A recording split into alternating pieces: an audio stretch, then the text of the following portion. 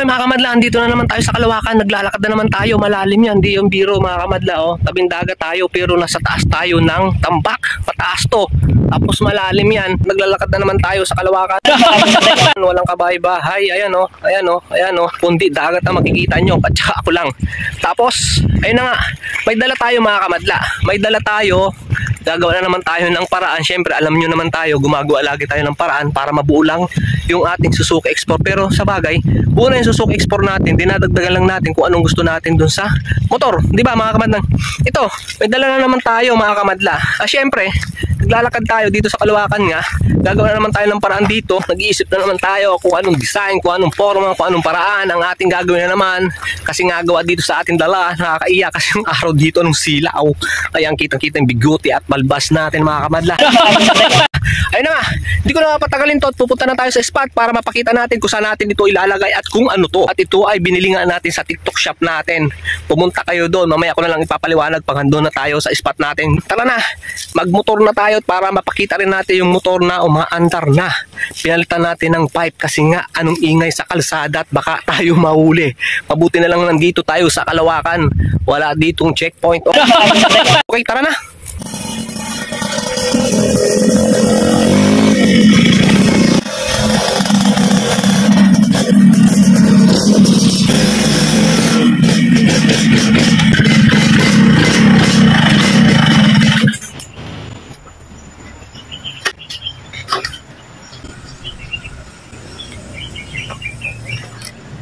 Okay mga kamadla, andito na tayo sa spot. Pakita lang natin, dala natin, baba lang natin camera. Lapit lang natin dito. Okay mga kamadla, andito na nga. Okay mga kamadla, andito na nga tayo. Ito yung dala natin kanina sa ating paglalakbay ulit. Yung canister natin mga kamadla ito, binago natin kasi nga yung binili natin, yung bago natin na canister dito, sobrang ingay sa kalsada. Alam nyo na, pag nasa kalsada tayo, kaya ito medyo mahina kasi to, medyo mahina ang tunog. Ito na nga, pakita na natin tong dala natin. Baba ko ng camera. Ito yung dala natin kasi nga mga kamadla, hindi pa pamilyar sa inyo, bumili tayo ng tatlong fiber. Ayan o, tatlong fiber yan. Tapos yung dalawa ay magkaparehas ang sukat, pero dalawa lang ang gagamitin natin dito, itong malaki at itong medyo maliit. Tapos gumawa tayo ng pinakang guide, ayan o, malaki para dito sa malaking fiber yan. Tapos itong maliit na pang guide natin, dito yan sa maliit na fiber yan. Ito naman kung maitatanong nyo mga kamadla, kaya bumili tayong fiber dito yan o. Ayan, dito yan mga kamadla. Tapos yan, tatanggalin natin to para lumusot to. Pero ilalagay din natin pag nailagay na natin to. Ito ay guide nga lang natin na karton para maitabas natin dito sa fiber na binili natin. Ito naman ay may dating stock niyang cover dito sa baba at dito sa taas. Tinanggal na natin yon dahil nga nagpalit tayo ng 28mm na karburador. Ayun na nga, bumili tayo ng fiber. Kung gusto nyong gumawa nito, kung gusto nyong bumili nitong fiber, nandito lang sa ating TikTok. Ayan, pumunta kayo sa TikTok ko. Ayan yung pangalan ng TikTok ko. Tapos yung TikTok shop. Ayan, ganyan lang. Diyan lang kayo pumili kung anong gusto nyo. Marami kayong mapipili dyan. Kahit yung headlight natin, yung tail light natin, tapos yung side mirror natin. Hindi pa pala nyo nakikita yung side mirror natin. Ayan yung side mirror natin mga kamadla oh. Ayan, doon natin sa TikTok shop natin binili yan. Pawis na pawis tayo kasi nga ang pagod sa ating paglalakbay sa Kalawakan. Ayun, syempre mga kamadla, doon na lang natin ulit ipapaliwanag sa spot natin. Bagong lahat, mag-intro muna tayo. Okay mga kamadla, dito na nga tayo ulit sa spot natin. Oo nga pala mga kamadla, no? Ito naman, ang pinakita ko sa inyo, ito yung pinakita ko sa inyo nung una. Ito nga, sabi ko nga, babaguhin natin to. Ang isusuot lang natin dito yung pinakang cable. Tapos ang gagawin natin, ikakat natin papunta dito. Tapos may butas dito maliit. Ganun lang sa cable kalaki. Doon ko na lang ipapaliwanag pag tapos na tayo. Ang unang step natin ay siyempre itatapat natin dito sa fiber, itong ating guide. Ang gagawin natin dito ay lalagyan muna natin tape. Yan. Ito. Okay mga kamadla, butasan muna natin. Yung mga butas muna, yung lalagyan ng tornilyo. Tirahin na natin.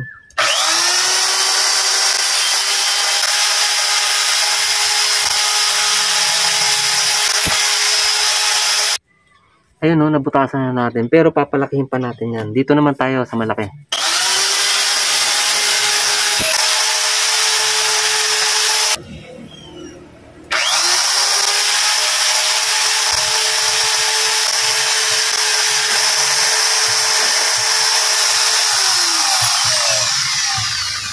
Ito mga kamadla, tanggalan na natin. Ito naman titirahin natin mga kamadla. Siyempre, pipinisin natin to, papagandahin natin to. Okay, tirahin na natin mga kamadla.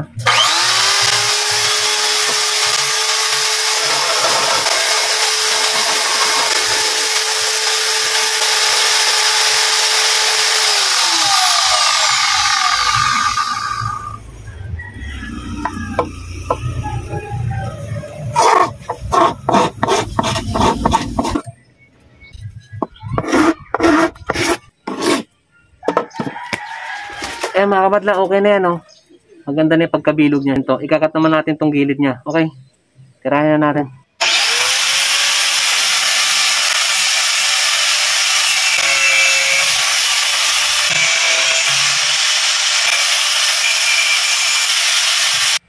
Okay mga kamadla, ito na. Kikikilin na lang natin to para gumanda na yung gilid niya.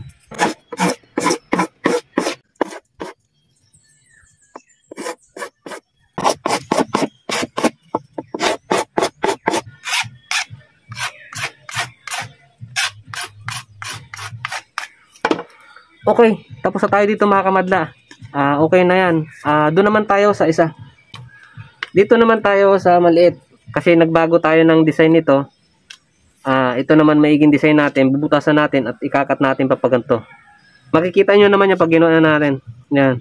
So, mga kamadla, itong guide natin, idinikit ulit natin dito sa ating fiberglass. Bubutasan muna natin itong fiberglass. Siyempre, mas madali ito kaysa doon sa una natin ginawa. Butasan na natin.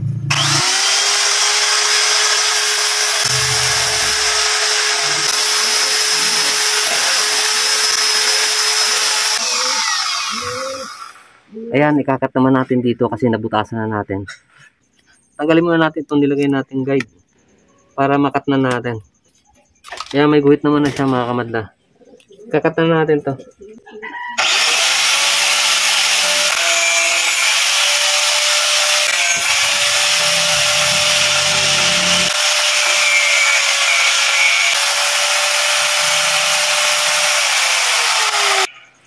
Ito, nakat na natin mga kamadla. Lang natin dito yun, kasi nga ikakat din natin to dahil do sa cable nya para maisuot natin, para hindi na natin tanggalin yung kanyang takip ng karburador. Ikakat natin yan. Okay.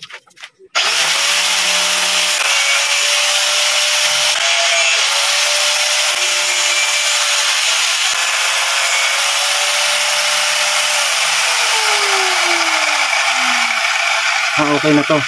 Ayan. Kikikilin naman natin to. Try na natin.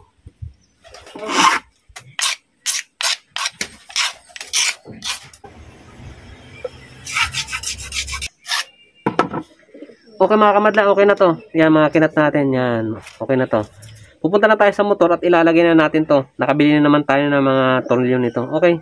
Tirahin na natin. Okay mga kamadla, nandito tayo ngayon. Ito na nga. Tapos na. Alisin lang natin itong mga papel niya. Ayan yung mga nakabalot kabilaan. Yan. Tapos tayo dito. Ilalagay na lang natin ito.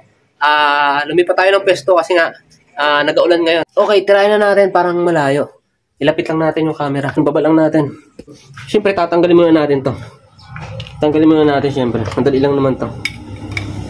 Yan. I-pwesto to dahil ay nahulog yung tornilyo sa loob yun, no? Di ba? Dito tayo pumesto dahil nga tawag dito, umuulan ngayon dito sa amin. Kaya ganun dito tayo pumesto ngayon. Alin ba ang unahin natin?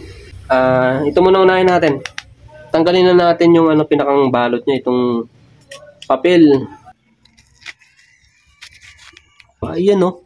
Kumadlaw. Ang ganda. Siyempre, ilalagay na natin yung tornilyo nito. Ayan. Ilagay na natin tornilyo muna pala. Yan. Yan. Dali lang to. Pre. Yun o. Yun to. Tapos, bali tatlo lang to dito sa baba. Dito sa gilid na to. Ayan. Uy, parang pogi naman talaga. Saktong-sakto lang. Tapos ito na nga yung sa ibabaw dito yan. Ayan, dito yan. Ito ang sinasabi ko sa inyo mga kamadla. Ayan, hindi tayo nag-cut dito. Magtatanggal tayo nitong takip ng karburador. Ngayon naman, napaka-basic. Ayan lalagay mo lang. Tapos igagano mo. Tornilyo na 4. Solve. Solve yung problema natin. Kung hindi tayo naglagay ng dito, butas. Hindi tayo nag-cut dito. At nagbutas lang tayo sa gitna. Magtatanggal pa tayo ng karburador. Di ba mga kamadla? Kaya ganito ang ginawa natin. Naman, yun na nga. Ito na nga. Tirahin na natin to. At baka tirahin pa ng kapitbahay natin to. Ayan, tanggalin natin yung pinakampapin niya. Ito natin. Di ba? Kitang-kita nyo naman. Ayan. Ganda. Finish. Di ba? Ayun. Ganda. Lagyan na natin. Siyempre. Ayan yun yung sinasabi ko sa inyo. Ang ginagawa pa lang natin. Di ba? Swak. Dito sa kung tama, syempre. Ilagay muna natin tong mga nut niya. Yaman din kunwari. Kala nyo, totoo na, no? Kunwari lang yan, mga kamadla. Yan 4 na tornilyo, yayamanin, di ba? Ilagay na natin. Para hindi siya gumalaw, kaya tayo naglagay ng nut sa ilalim, para hindi siya gumalaw. Okay, ilagay muna natin pala to bago natin ipakita sa malapitan tong ginawa nating papogi sa ating motor. Ilagay muna natin to para syempre mas lalong pumugi.